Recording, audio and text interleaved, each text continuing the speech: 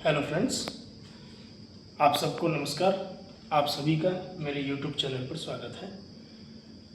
ये video session जो है ये मानवाधिकार विधि पर आधारित है।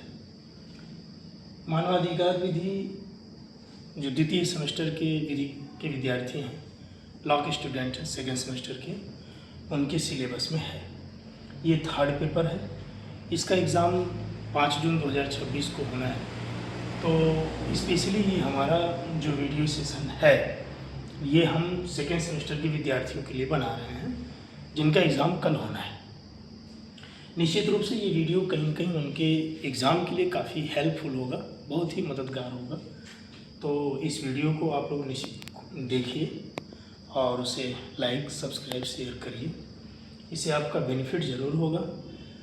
तो आइए बात करते हैं मानवाधिकार विधि से। देखिए, सबसे पहले जो मानवाधिकार है इसको हमें जानना है कि इसका अर्थ क्या है। इसके शब्द से ही समझ में आ रहा है, स्पष्ट हो रहा है। मानवाधिकार यानी मानव अधिकार, मानवों का अधिकार। मानव के अधिकार के लिए जो बात किया गया है वही है मानवाधिकार विधि। मानवाधिकार विधि ये आज की उत्पत्ति नहीं है, ये कोई नई बात नहीं है। ये सदियों से, प्राचीन समय से इस बात पर विद्वानों की तरफ से और जो विधिवेत्ता रहे हैं, जो समाज सुधारक रहे हैं, उनका इसमें पूरा प्रयास रहा है। उन्होंने अलग अलग समय पर अलग अलग प्रकार से अपना कदम बढ़ाया, स्टेप लिया और दिन ब दिन मानव के अधिकार में सुधार करते गए। और उसके लिए आज वर्तमान समय में एक कह सकते हैं कि स्पेशल लॉ बना हुआ है जो कि मानवाधिकार विधि के नाम से जाना जाता है। देखिए, मानवाधिकार को हम दो तरीके से समझेंगे। सबसे पहले हम ये समझेंगे कि मानवाधिकार के लिए जो अंतर्राष्ट्रीय स्तर पर प्रयास किया गया है, अंतर्राष्ट्रीय स्तर पर जो इकाइयाँ हुई हैं, जो कह सकते हैं कि कोशिश की गई, उसके बारे में जानेंगे। उसके बाद हम जानेंगे कि हमारे भारत में यानी कि भारत सरकार, भारत की जो संसद है, भारत के विद्वानों ने या यहाँ के जो ज्येष्ठ हुए, न्यायाधीश हुए, इन्होंने मानवाधिकार के लिए क्या प्रयास किया हुआ है। ऐसा कौन सा कानून या विधि अधिनियमित किया या उसका निर्माण किया। तो देखिए, मानवाधिकार के लिए सबसे पहली बात तो हम ये जानेंगे कि जो आपका प्रथम विश्व युद्ध हुआ सन 1914 से 1929, उसमें भारी संख्या में जान माल की हानि हुई, खून की नदियाँ बहीं। फिर समय बीता, लगभग सन 1920 में कुछ विद्वानों ने मानव के अधिकार के, मानव के हित के बारे में सोचा। बच्चे, बूढ़े, महिलाएं और दुर्बल व्यक्ति, कमज़ोर व्यक्ति, गरीब व्यक्ति, इन सब के बारे में सोचा गया। और जो सैनिक विश्व युद्ध में मारे गए, उनके परिवार जो उजड़ गए, जो बेघर हो गए, उनके बारे में विचार किया गया और एक ऐसा कॉन्सेप्ट लाया गया जो मानव के अधिकार के बारे में सोचे। तो सन 1920 में ये जो प्रयास किया गया ये पूरी तरह से तैयार नहीं हो पाया, या कह सकते हैं कि पूरी तरह से कार्य रूप धारण नहीं कर पाया। समय बीतता गया और फिर से दोबारा विश्व युद्ध हुआ जो लगभग 1939 के आसपास हुआ। सन 1939 यानी कि द्वितीय विश्व युद्ध के बाद फिर से एक प्रयास किया गया और उस प्रयास को हम कह सकते हैं संयुक्त राष्ट्र संघ की स्थापना की गई और एक संयुक्त राष्ट्र चार्टर बना। उसी में आपका एक UDHR करके बताया गया कि यूनाइटेड आपका ह्यूमन राइट्स करके है। तो ये आपका 1948 में था, ठीक है। UDHR बोलते हैं इसको। ये 1948 में बना। 1948 में इसका स्थापना किया गया और ये मानव के अधिकार पर बेस्ड था। सबसे पहले 1948 में आया। तत्पश्चात जो इंटरनेशनल लेवल से प्रयास किया गया उसकी बात कर रहा हूँ 1948 में। उसके बाद आप आएंगे ECHR 1950, European commission on human rights यानी कि मानवाधिकार यूरोपीय मानवाधिकार आयोग 1950 में। कन्वेंशन है, ये अभिसमय है, कमीशन नहीं है, कन्वेंशन है यानी कि यूरोपीय अभिसमय, यूरोपीय मानवाधिकार अभिसमय 1950 में। अमेरिकन अभिसमय, एक बार अमेरिकन भी अभिसमय किया। इस प्रकार से अलग अलग टाइम पर अभिसमय हुए, जिसको सम्मेलन कहा जाता है, जिसमें अलग अलग कंट्रीज से जो वहाँ के कंट्री के प्रमुख होते हैं, देश के प्रमुख होते हैं, या कह सकते हैं आपकी विधिवेत्ता होते हैं, विद्वान होते हैं, विधि के विद्वान होते हैं, वो सभी इकट्ठा होकर के मानव के अधिकार के लिए, मानव के हित के लिए बात करते हैं और एक रोड मैप तैयार करते हैं, जिससे कि मानव के हित की रक्षा किया जा सके। उसके बाद जो आपका विश्व मानवाधिकार सम्मेलन 1993 में हुआ, ये वियना में हुआ। इसमें मानव के हित की रक्षा के लिए, मानव अधिकार के लिए सबसे बड़ा स्टेप लिया गया, ये आपका विश्व मानवाधिकार सम्मेलन 1993। तो इसके बारे में आप लोग एक बार संक्षेप में देखिएगा। मैं यहाँ पे एक केवल आपको हिंट देंगे, एक समराइज वीडियोज़ होगा, समराइज लेक्चर होगा, जो कि आपको केवल एक क्लू देता है, हेल्प मिल जाएगा, जहाँ से कि आप मानवाधिकार विधि के बारे में थोड़ा सा जानकारी होगी, कॉन्सेप्ट आपका क्लियर हो जाएगा। तो ये सारी चीज़ें जो है आपका ये मानवाधिकार के लिए हुआ। उसके बाद हम देखेंगे कि जो मानवाधिकार की वर्गीकरण है, जैसे मानवाधिकार का वर्गीकरण किया गया, मानवों को कौन कौन से अधिकार दिए गए, तो इस पर जब हम बात करते हैं तो मानवाधिकारों को नागरिक और राजनीतिक अधिकार भी दिया गया है, सामाजिक और आर्थिक अधिकार भी दिया गया, ये वर्गीकरण किया गया। राजनीतिक अधिकार मतलब राजनीति के लिए, और नागरिक अधिकार मतलब ये सिविल लॉ होता है, सिविल राइट्स होता है, जिसमें आम नागरिकों के लिए, आम नागरिकों के हित के लिए जो राइट्स होते हैं, जो अधिकार होते हैं, तो उस प्रकार के अधिकार को आप नागरिक और राजनीतिक अधिकार कहते हैं। सामाजिक और आर्थिक अधिकार जो होता है, आर्थिक मतलब इकोनॉमिकली, हर व्यक्ति को इकोनॉमिकली राइट्स है, उसके पास आर्थिक अधिकार है कि वो जीविकोपार्जन के लिए अपने इनकम कर सकता है, संपत्ति इकट्ठा कर सकता है, संपत्ति जमा कर सकता है, उस संपत्ति को खरीद सकता है या किसी संपत्ति को बेच सकता है, कोई व्यापार कर सकता है। तो ये सारी के सारे अधिकार जो है आर्थिक अधिकार से रिलेटेड होते हैं। उसके बाद आप सामाजिक अधिकार में आ जाएंगे, तो समाज में रहने का, समाज में अपने आप को स्थापित करने का, एक गरिमामय जीवन जीने का, सम्मानपूर्वक जीवन जीने का, ये पूरा अधिकार होता है, सामाजिक अधिकार में आता है। समाज में बराबरी का दर्जा होना चाहिए, किसी के साथ भेदभाव नहीं होना चाहिए, समता का अधिकार हो जाएगा। ठीक है, तो ये आपके भारतीय संविधान के भाग 4 में है, जैसे उनको व्यापार करने का, रोजगार करने का, मजदूरी मेहनत करने का, या कह सकते हैं कि व्यापार करना, पशुपालन करना, खेती किसानी करना, ये सारे के सारे अधिकार आपके आर्थिक और सामाजिक अधिकार में आ जाते हैं।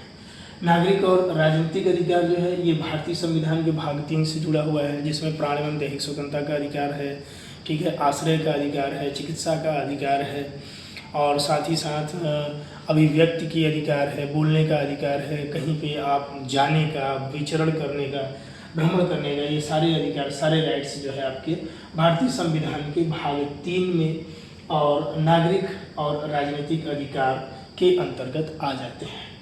सामाजिक और आर्थिक अधिकार जो है ये भारतीय संविधान के भाग 4 में बताए हुए, जिसमें आपका DPSP आता है, राज्य की नीति निर्देशक तत्व आते हैं, तो इसमें बताए हुए कुछ अधिकार भी हैं, कुछ कर्तव्य हैं। तो जो कर्तव्य है वो राज्य का कर्तव्य होता है। भाग 4 में जो राज्य के नीति निर्देशक तत्व हैं उसके अंतर्गत राज्य के कर्तव्यों को बताया गया है कि प्रत्येक राज्य अपने नागरिकों के लिए यानी कि जो इसमें महत्वपूर्ण बातें बताई गई हैं वो सारे के सारे व्यवस्था करेगा, यह राज्य का नैतिक कर्तव्य होता है।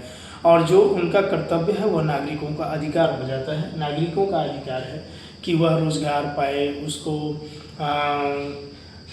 शुद्ध वातावरण मिले, पर्यावरण शुद्ध होना चाहिए, उसको भोजन की व्यवस्था सरकार की तरफ से किया जाना चाहिए। तो ये सारी की सारी व्यवस्थाएं जो है सामाजिक और आर्थिक अधिकार के अंतर्गत आ जाती हैं, जिसका वर्णन हमारे भारतीय संविधान के परिप्रेक्ष्य में देखा जाए तो भाग 4 में बताया गया है।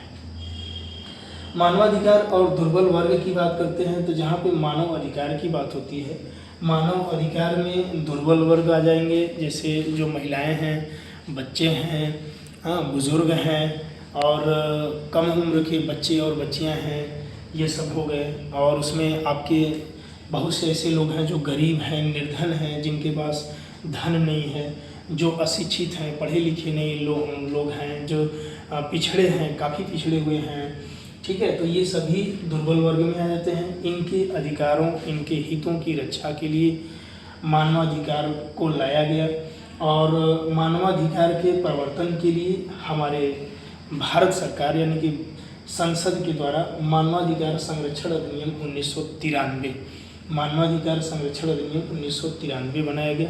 इस संरक्षण अधिनियम के अंतर्गत मानव के अधिकारों को संरक्षित किया गया है, सुव्यवस्थित और संगठित किया गया है, और उसमें यह भी बताया गया है कि यदि कोई व्यक्ति मानवाधिकार के उल्लंघन करते हैं, मानव अधिकार का उल्लंघन करता है, मानवाधिकार को छीनता है या उसका हनन करता है, तो उन्हें दंड का प्रावधान भी किया गया है, उन्हें दंड भी दिया जाएगा।